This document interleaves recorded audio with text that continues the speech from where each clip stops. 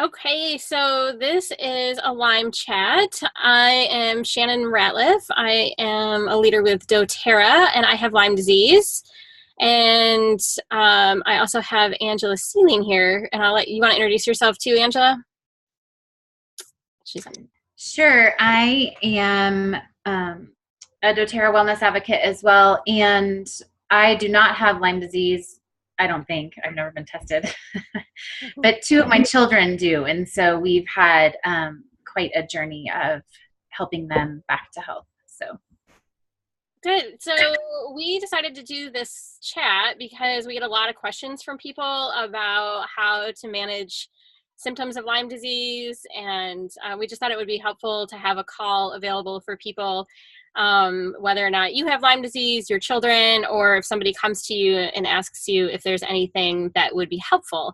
So this isn't going to be a science-y chat. This is really just going to be practical usage. And we also have to be mindful that the FDA doesn't want us to make a lot of claims. We're certainly not going to claim that we're curing Lyme disease by any stretch. I wish somebody would, but to date that hasn't happened. So just for anybody that isn't familiar with Lyme disease, or maybe it's just sort of a newer idea, or if you were like me and you had bad information about Lyme disease, I just want to give a quick rundown. So Lyme disease happens a few different ways that we know of, at least right now. So the most common way that people are aware of is when somebody gets a tick bite. A lot of people don't realize that it can be transmitted during pregnancy, and it also can be sexually transmitted. And there are some people that also believe that it may be a mosquito-borne illness. And so I think just in general, there's a lot that we don't know about it. So a lot of times people don't realize they have Lyme disease because they don't remember being bit by a tick, or they didn't get a bullseye rash. And so there's over 300,000 people a year with Lyme disease, and the number is going to be much, much higher than that because the testing for Lyme disease is not great. And so with those numbers, we do know that at least 25% of those people are children. So there's just really a lot to be offered when it comes to managing Lyme disease. So outside of Lyme disease, there's actually other co-infections that people have, and so it gets really complicated. There's things like Babesia and Bartonella, and then there's usually secondary infections like Candida and Epstein-Barr, and so it's a pretty lengthy list, and so it's more likely than not, you'll know somebody that has Lyme disease or one of the co-infections or secondary infections. And so Lyme disease is a spirochete. It's a spiral bacteria that gets into the body and releases neurotoxins, and it burrows into the tissues and organs and just generally wreaks havoc on the body, causes lots of inflammation and destruction. But the tricky part with Lyme is that it hides itself. So it's usually cloaked from the body, and it's really great at evading the body's immune system. So the part, at least for me, that's always been really frustrating is that while treating Lyme disease, it tends to go into hiding. And then when you stop the treatment, it comes back out. So it often feels like this like sort of roller coaster ride. But from my perspective, what I've learned is that I really need to use a multi-pronged approach to it. And so essential oils are just one part of what I do. And just a couple of things. Lyme disease affects a lot of parts of the body: joints, brain, the eyes, the skin, the digestive tract, the nervous system, the heart, basically anything you can think of. And so it's typical that people are going to have, a varying degree of symptoms. Some people will have certain symptoms, and other people will have nearly all of them. So from my perspective, when it came to Lyme disease, I looked at it as a couple of approaches. As one, I needed to look at that killing off the bacteria itself. And then the other side of it, I have to look at how do you break down the communication between the bacteria, because like I said, it's hiding. And so it's really tricky. So typical symptoms that people have are headaches, depression, stiffness, joint pain, light sound sensitivity, brain fog, fatigue, shortness of breath, headaches, sleep problems, pain, irritability, and just generally a hard time finding the words. So you'll sort of see that probably for me at different times where I just can't get the words out. So anything with that, Angela, that you wanted to add that maybe I missed? No, I think it's a really great overview. And I think one of the biggest challenges for a lot of people is, sort of this roundabout way of coming to a diagnosis, and even figuring out that they have Lyme. And if they do, as you said, there's so many different variations and other additional illnesses that can coincide that make it really challenging to deal with. So there's really no like cookie cutter formula to follow in order to, kind of go after these kinds of things. And I really found it helpful to have a guide along the path, someone who has either been through it. Personally, it doesn't necessarily have to be a health professional, but if you have someone who just has extensive experience and knowledge around the illnesses, it's really helpful. We also did some additional things like biofeedback, where we could actually see on the screen what was happening in each, because both of my kids had it, but they had variations. And so it was really helpful to see, what this one was dealing with and how it was affecting him versus what my daughter was dealing with and how it was affecting her. And just to have that individualized attention and someone who could actually help us oversee, and just as a care provider feeling like, I'm kind of losing my mind here. I don't know if we're doing the right thing. We've been through a number of different, paths in terms of medical and alternative. And can you just help me navigate? Like, I'm standing in, natural grocers in tears because I'm trying to find something to help these people sleep, and this is before like our Serenity Sleep Complex and things like that. And so just having somebody that you can call who can say, I promise you won't live with these symptoms forever, and that we can find support. And I understand what you're going through. We had a lot of medical providers that we went through that kind of looked at us like we were crazy. So the day we found our naturopath, it just said, oh my gosh, I know what you're going through. I know how you feel. She'd been there herself, and we're gonna get you healthy. So it just really was helpful to have that person. So that's kind of what I would add. Yeah. How long did it take before the kids were diagnosed with Lyme? And were there any other diagnoses they had prior to that? Yeah, so we never actually had blood tests that told us that they had Lyme, because Because there really aren't any. we had gone. What's that? There really aren't any. Right. So there aren't any trustworthy ones anyway, and most of them will tell you that you don't have it until you're really, really sick. I mean, you have to be really far down the road to finally, most of the time, get a positive Lyme test. And then it's like you said, Shannon, a moving target. So it's really hard to even use that test as a benchmark for, are you getting better? Have you kicked the symptoms, to the point of feeling like, okay, I feel like we're finally on the other side where I can be confident in living a healthy life. So it took us,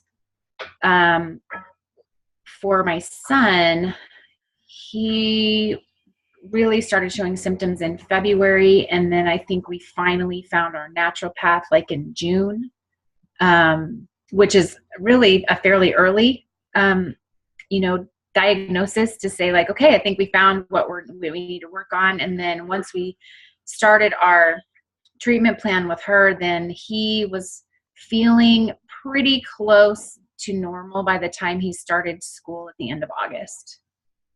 And we were really aggressive in treatment with him, and he definitely felt worse before he felt better. So that doesn't necessarily work with everyone. He had some pretty serious die-off stuff because I was a little more aggressive than we probably should have been. And then for my daughter, it was this, we didn't really even know she had it until much further down the road. And she's had symptoms for a really long time that I just didn't understand. So I would say it was years for her. Yeah, for me, I I got Lyme disease several years ago on vacation, just a last second trip to the beach, and we got back to the car and the dog was covered with ticks. And I was, removing ticks off the dog's fur, nothing embedded or anything like that. But we were on a road trip, and so there were ticks in the car. I don't remember ever being bit by a tick. It's definitely possible given the number of ticks that we just kind of flicked off, that hadn't attached. And they're so tiny. That was the thing that surprised me, is that they're so small. I grew up in Michigan my whole life. There's lots of ticks and I never saw one. In this particular trip, there were a lot of them and they were so much smaller. And so I didn't really think anything of it until about 6 weeks later, when I became incredibly sick with, it was like the flu. I had mono when I was a child. And so I thought, is this mono? I just really couldn't move. I couldn't move my body. And then everything just went downhill very, very quickly. And I did not get diagnosed with Lyme. I didn't put 2 and 2 together. And my doctor even was like, oh, do you think it's Lyme disease? And I thought, I didn't get bit by a tick and I didn't get a bullseye rash. That was what was embedded in my mind. And so I said, oh, no, I don't think so. Just feels like mono, and we just kind of moved on from there. And so it wasn't until, I can't remember, maybe a year later, that I had at that point moved on from a functional medicine doctor to a naturopath. They were both treating me for different things. And he was like, this is Lyme. this is like, seems like textbook Lyme disease. And so the testing was very, very expensive. I can't remember. I want to say it was maybe around $500. And it doesn't give great information, but we had to work with a Lyme expert who was able to read it and said, oh, this is definitely chronic Lyme, based on this, this, and this. And so we started treatment from there. And I did, I've never chosen antibiotics. I don't respond well to them in general, and there just isn't any evidence to say that that's the best treatment at that point, given what I had going on. So I did a really intensive herbal program. I did the Cowden protocol. It's a tincture protocol. It's very long and very big commitment. And I also did an essential oil protocol. And I do a lot of things. I do CBD oil, and a lot of other supplements with that, because like you said, you do have to find somebody to help, because it became very overwhelming. I have a background in working in healthcare, and I had a hard time. And then you compound Lyme on top of it, and it's very hard to keep track of everything. So, and now I'm going on to another doctor that can help me with this next stage of what I'm doing. It's a chiropractor. And so the biggest reason I wanted to do this call is because a lot of times I see people say, hey, what do we do for Lyme? And then somebody puts out a protocol, and I think, if I would have done that protocol, I wouldn't have been able to move, because you mentioned the die-off that you're referring to. So when you treat Lyme, it does a couple of things. One, you can kill it, but then your body has to clear it. And that can create a big problem, particularly with people with Lyme that have a hard time with the normal detox pathways. But then also with that, detox creates a lot of pain and suffering. And it's not necessarily the best thing. That's usually a sign that you need to slow things down a little bit, or maybe it's not the right approach. And so I think with this call, I wanted to show that there's a lot of different options with Lyme, that there's not going to be some specific protocol you need to do. And also it depends on how long you've had Lyme disease, on which, we're going to focus on essential oils, but which essential oils work in the early stage, maybe something like oregano for a lot of people, but in a later stage, something like oregano could actually cause a lot of detox reactions for people and may not be as effective. And so, yeah. And I do think it's really important that you have somebody that you can work with that can help you navigate through each different part of the process. Even several years later, I can be fine. And then just recently I've had a huge Lyme flare, probably because I actually had to stop using some of my supplements, because I'm going to go through this huge, letter-bound little bit of lab work. So I had to go off some of the things that work really well for me in order to have a clean test. And so it does, those kinds of experiences help you figure out what works and what doesn't maybe work as well. So tell me a little bit about what you have found to be your top essential oil products. This call we're focused on doTERRA because that's what we both feel comfortable with and confident recommending. So tell me a little bit about what you have found to be your must-haves. Yeah, so in all honesty, when we were going through this, we had been through so many different practitioners that would recommend, we went to an acupuncturist, we went to a homeopath, we were doing a tincture, sort of herbal protocol, and we landed on, for the treatment part for my son in particular, and it was funny because it definitely was, the homeopathics did a whole lot for my daughter, and she tried to go sort of the similar route with my son, and it did not help him. And we found with him, it was as a result of the underlying Epstein-Barr and some of the other things that he was dealing with. And so it was just a different picture. And so she was kind of stuck on this one path with him, but knew she was missing something. And so when we found our naturopath, she helped us kind of customize that plan for him.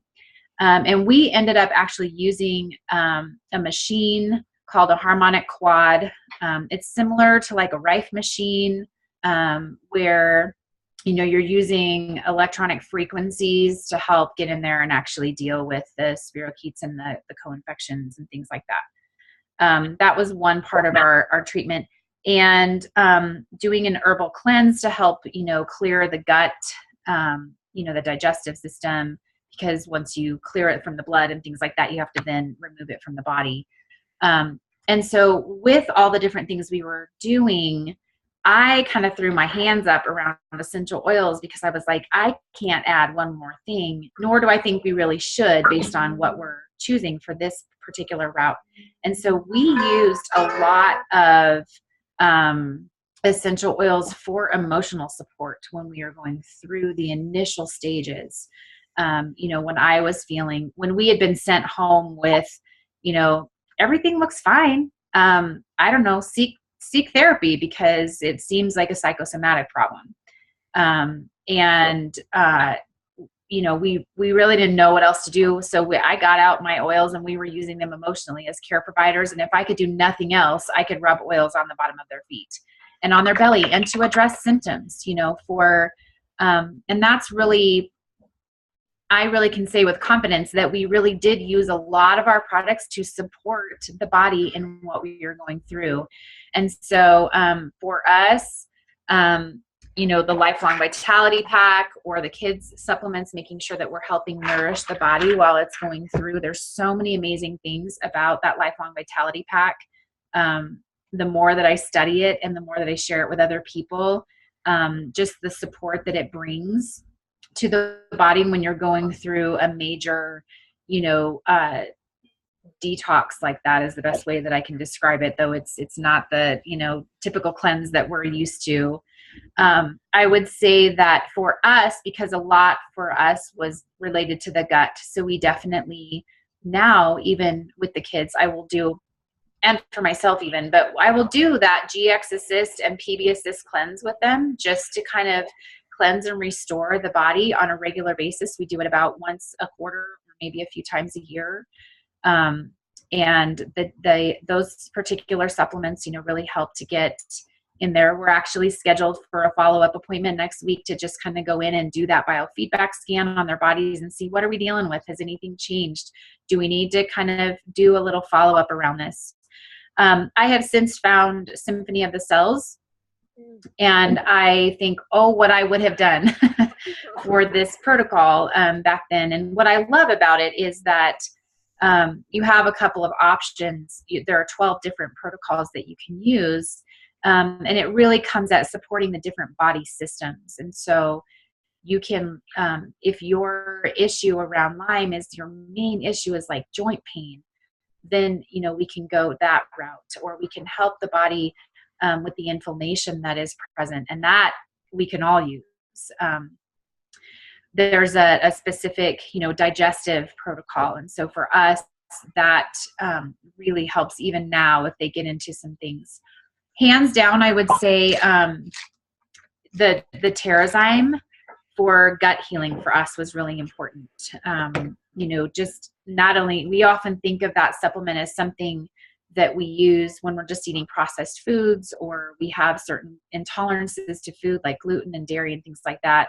Our naturopath gave us the little tip that if you would use that, and she didn't say Terrazyme specifically, but when you're using a food enzyme, that yes, use it with food, but when you're really trying to restore the gut, that you would use it in between meals or like morning and night, so that you're helping the body, because there's so many things in those, with those enzymes and aminos that really support all the functions that we need in our body for health. And so being able to implement that really kind of on the other side of our big cleanses, and kind of like he's still irritated with certain things. We weren't limiting food as much. He felt pretty good around most things that he had reintroduced, but every once in a while he would get that stomach pain again. And she said, oh, you just need some additional help in that gut healing area. And so she recommended just the food enzyme morning and night, outside of food. And it really made a big difference for us. For my daughter, the PB Assist packets have that, and the food enzyme have really changed a lot for her. She is, used to really suffer and is limited with her food still. She has some food limitations, but those two products, the Terrazyme and the PB Assist, have honestly like changed our lives, because she functions fairly normally around food now and doesn't have to worry if she gets the slightest bit of something at a party or something like that. So we have really focused on,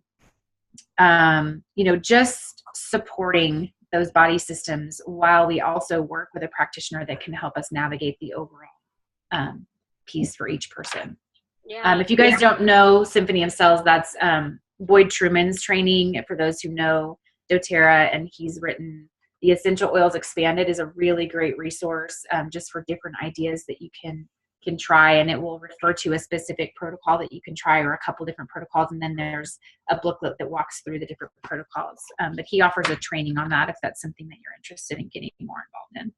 Yeah, I need to talk about that, because I was going to say one thing that was that is often helpful for people with Lyme is something like Aroma Touch, Symphony of the Cells. I'm only familiar with Aroma Touch, but am really interested in the Symphony of the Cells also. I found that to be really great. It supports inflammation response, the immune system, because with people with Lyme, one of the things that's that you can do to help people with Lyme is help them support their immune function, because like I said, Lyme hides from the body, and so it really causes a lot of problems. The body is not sure. Your normal immune system, it's like a lot of autoimmune diseases, your immune system doesn't know what to do with this crazy thing that is happening. And so it tends to, it's like a robot breaking down. It just doesn't know exactly what it's supposed to be doing.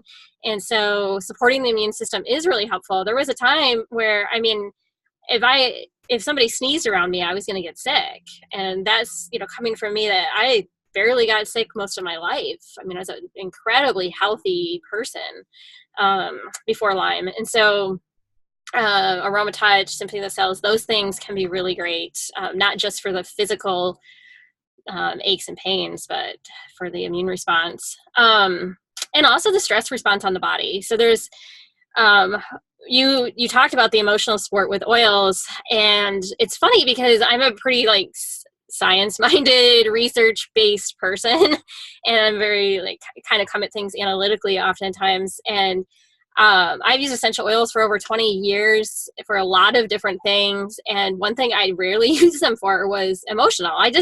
Maybe I didn't really need them either for that, or didn't really see it that way. But then with Lyme, I read somewhere, and this may still hold true, but the number one cause of death from Lyme disease is suicide.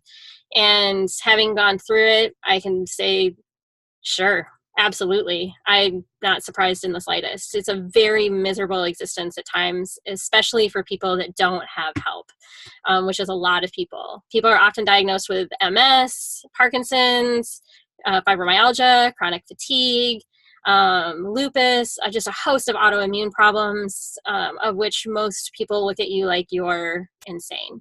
And so with Lyme, my doctor, my traditional medicine doctor told me, she was like, traditional medicine is probably not going to help you here. I can send you to any specialist you want and you will get diagnosed with whatever their specialty is. She's like, I can send you to a rheumatologist and you're going to have arthritis. And she's like, I hate to say that, but that's just the honest to God truth. You are going to have to be your best advocate, and it's going to be, a lot of this is going to be on you. And I, apologize, which was really helpful, actually, and she connected me with people that could help. So I find, I put a couple of things here that I use cheer. This was when I realized that essential oils actually work for mental health. So I got this with a convention, at a convention kit, and I started putting a drop in my lotion every day. And it was probably a few weeks later, I thought,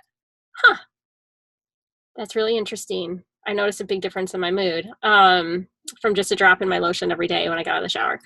So I would say cheer I wear every day, and when I don't wear it, I notice a difference. So that is a really simple way to help somebody with Lyme. Other things that I do, I also have MTHFR genetic mutation. I have just a double mutation there, which makes detox generally complicated for my body, and Lyme is really what made that become apparent. And so I have to be really supportive of my detox pathways. So lemon in my water every day has really been beneficial for me. So I do notice a difference when I don't do it, in how my brain fog. I notice a difference in my digestive system. I notice a difference in my aches and pains. So I just put a drop in there, maybe 2 drops a day total, and I really notice a big difference. One thing that I would say probably the number one product that I've noticed for me is doTERRA has DDR Prime. And so it comes in capsule and liquid. I like the capsule because it's easy.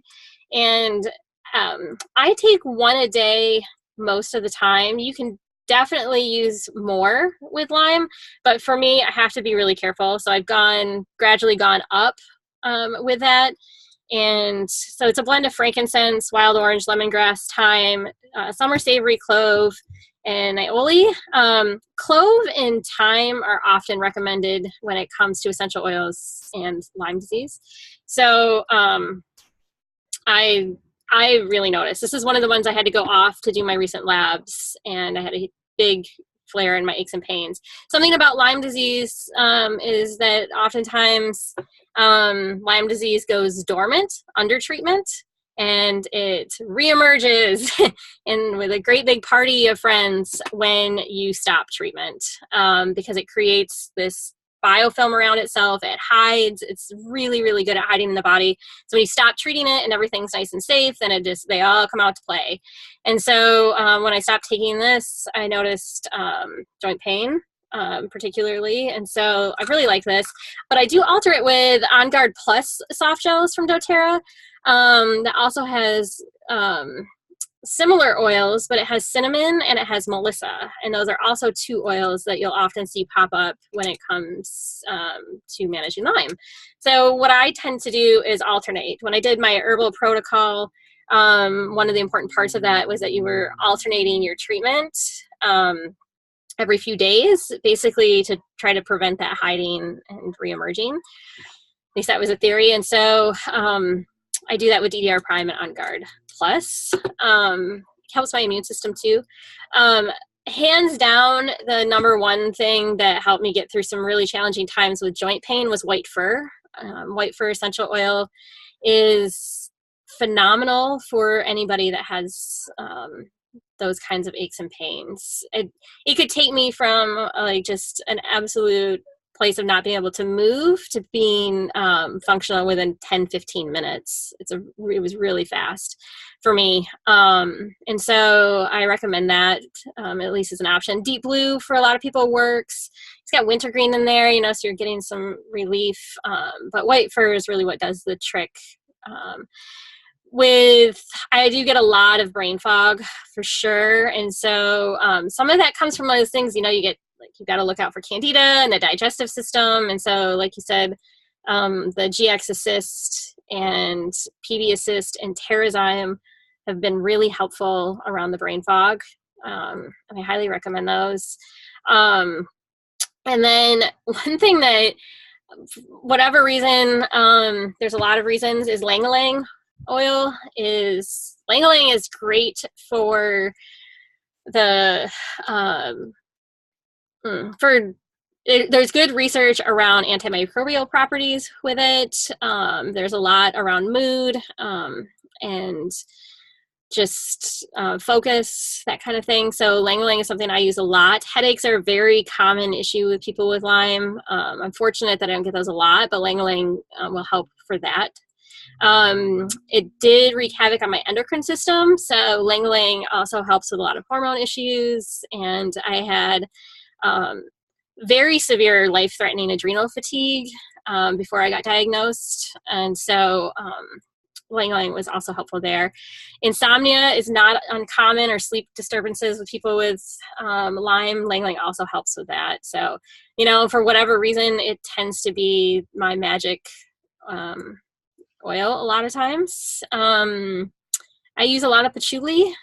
Also has some great research around beneficial properties to the body, and lavender and wild orange. So those are definitely on my list. And then for sleep, I had to play around with it. I think everybody has to play around with sleep oils to see what works. The Serenity soft gels from doTERRA, when I first started those, that was the first time I remember dreaming in years. I've always struggled with sleep. So, but Lyme made that much, much worse. And so I like those. And so with LLV, it is really important. I did find that I had to start very slow with that. And I think this goes for anything with Lyme, is to start really simple and really slow and try things out. You don't want to stress out your body when it's really trying to do its job. But so LLV, starting with a half dose, I found was best. And a lot of times I find that I might have to stick with a half dose. Just intuitively, that's what works best for me. And then there's a lot of, I've seen some different protocols. Dr. Hill has had some recommendations. The Essential Life book has some recommendations. I had, there was an old Lyme protocol for oils that was floating around the internet before the FDA came in and did a crackdown, and it used clove, lemon, ylang-ylang, cinnamon, basil, white fir, ginger, black pepper, myrrh. I mean, it was a lot of these like heavy duty oils. And that was an internal program. It also had options for topical. I did start with that. That's actually one of the things I started with. And it was pretty heavy hitting. I had to go really slow because it did make me feel pretty achy. And I'm trying to think if there was anything else. I always tell people when they ask me about what they should do for Lyme disease is have them break down their symptoms and just start looking at, how do you support each symptom, and going from that. I think if you're looking at using essential oils as your primary Lyme treatment, it's going to be a rough road, because we just don't know enough, and you really do have to have access to a lot of different things and somebody that can really help you figure it out. I do find that if you're going to start with essential oils with Lyme disease, it's good to start looking at just one symptom at a time and trying some gentle oils and working your way up from there to see what works. Yeah, I echo that, especially the two things that I thought of for us that have been major factors is sleep. And I think that that's kind of across the board. With anybody with chronic stuff going on, sleep is a major factor. And because it's so important for our bodies in order to rejuvenate, and I think that's kind of the evil part of something like Lyme disease, is that it really just takes over and you end up this kind of walking zombie. And literally, and I really, the suicide statistic that you talked about, it really resonates with me, because we definitely came to a place where we were very concerned about the amount of hours awake at night. And, I felt like I was back in my, birth work, where I was taking shifts and trying to stay awake so that we could make sure that there was no wandering around the house at night without anyone there to support. Because it does get really, as you know, when you're lacking in sleep, I mean, it's torture. It's why it's used as a torture tactic, because when we don't have good sleep in our lives, we don't function well in our daily life, and we end up suffering with emotions and other physical ailments and all of that. So getting, if all you can do in supporting yourself or the person who's going through it is to really figure out that sleep issue. And sometimes it will mean getting at the root cause, dealing with some of those other physical issues before true rest will come. But any support around emotions and good rest is going to be really beneficial. The other thing that really helped us turn a corner, for my son in particular, was, as he was kind of starting to come out of the danger zone, we were on the right path. We knew we were dealing with, we were starting to deal with the real root of the issue, is that we went on a camping trip to reset his sleep patterns. And he was in tears one night just because nothing we were trying was working. All the different, natural supplements for sleep and all of that weren't working. And he had been used to this pattern of staying up late. He was on, Minecraft with friends, because that was really his access to the outside world. And so we really had to reset a lot of patterns with him. And one of the things, and just in a lot of digestive discomfort. And I had the thought one night to put together a capsule that had worked for my husband when we'd been out hiking, and he, kind of had an injury with his back and was laid out for a bit. And I thought, I'm just going to try it. I brought all my stuff with me on this camping trip. I mean, as many oils as I had anything else, probably more than food. And I put together that capsule of frankincense and marjoram and lemongrass. And I actually added a little Digestin because we were dealing with the digestive tract. And I gave it to him, and then I pulled him into bed with me in the tent. And I did that thing like when the kids were little and you would check on the baby to make sure they were still breathing because they slept for the first time, in who knows how long or ever. And he was asleep. He slept the entire night. I actually had to wake him up the next morning. And it was the first time that had happened since he got sick. And I still get a little emotional about it because it is such a long process of, and really so much hopelessness that you start to feel in the middle of it. And so just a lot of compassion and love for anyone who is going through anything like this, because it is a very daunting and difficult process. And so just being able to support through that and offer, keep at it, just keep working through the things that you can support. And then I do kind of come back to that, like make sure you have someone who's in your camp that can help you when you're delirious, especially if you're the one who's sick. You need someone else to help you through that. Yeah, I agree. And like I said, I mean, I've been using essential oils for a long time. So I knew,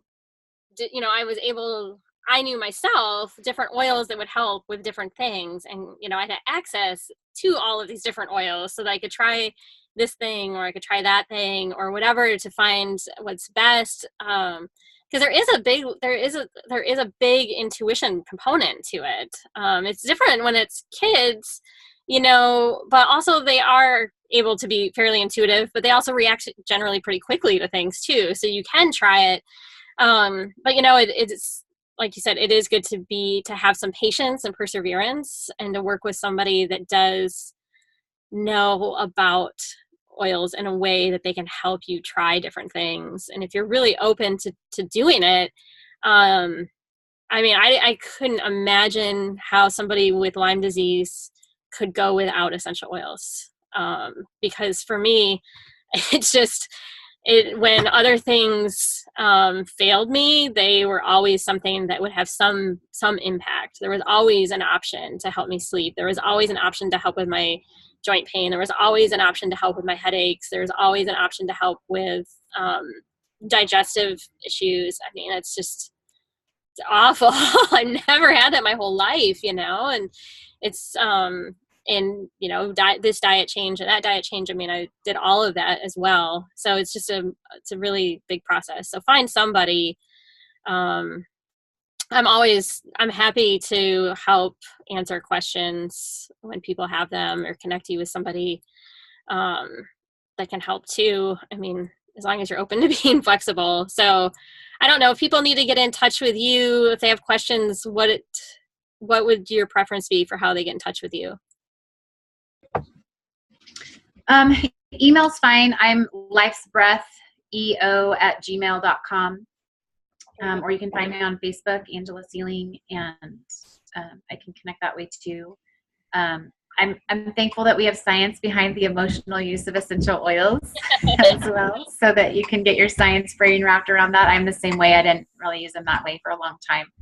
Yeah. But I really agree with you on just the emotional support as well, and just what I wouldn't have done without our essential oils, because even though we kind of went an initial route of doing some other things and then came back around to our oils, that's primarily what we use now. We, as maintenance and as flares come, I mean, we definitely have that armor with us. And I've been in a lot of different Lyme groups, on Facebook and online and stuff, and seen a lot of people's different stories. And some of them are pretty detailed about the struggles that they've had. And for those who don't have essential oils in their lives, the emotional piece does kind of overtake the whole situation, as well as, if all someone has is like antibiotic use to kill stuff off, many of them end up so much sicker and even die as a result of other complications. And it is just, I finally had to kind of leave some of those groups because they weren't open to anything different. And it was just so heartbreaking to read those stories over and over and over again. And so, and I'm not saying don't use antibiotics. If that is a route that someone has decided to take, then I understand that choice. But you are definitely going to need some additional support and repair for the body as well. So, yeah. And oftentimes people that use antibiotics will find relief for a time afterwards and feel like it's gone.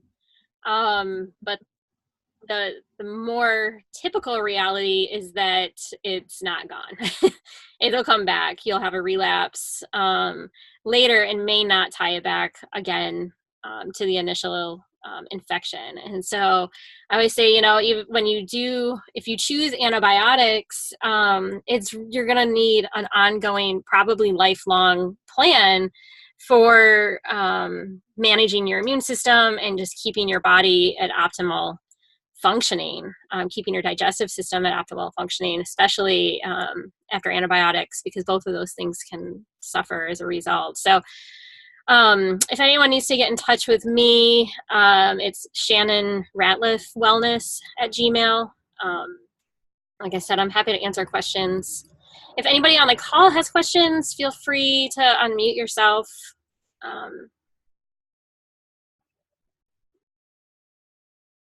Anybody? Just for the recording, someone asked in the chat what the two books were that I talked about, and they were Essential Oils Expanded and then Symphony of Cells, which is more the handbook around the protocols that go with the training.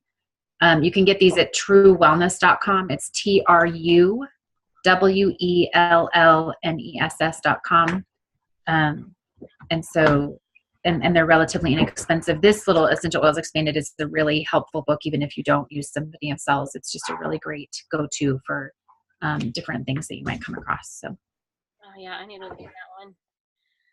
Okay, good. Well, I will go ahead and end this call, and hopefully we gave you some helpful information, to help you realize that Lyme is complicated and there's a lot of ways, that you can use essential oils when it comes to Lyme, and find somebody that's, willing to help and be patient and persevere with you, because they really do make a big difference. And if you have any questions, feel free to contact us. So thanks so much for hopping on.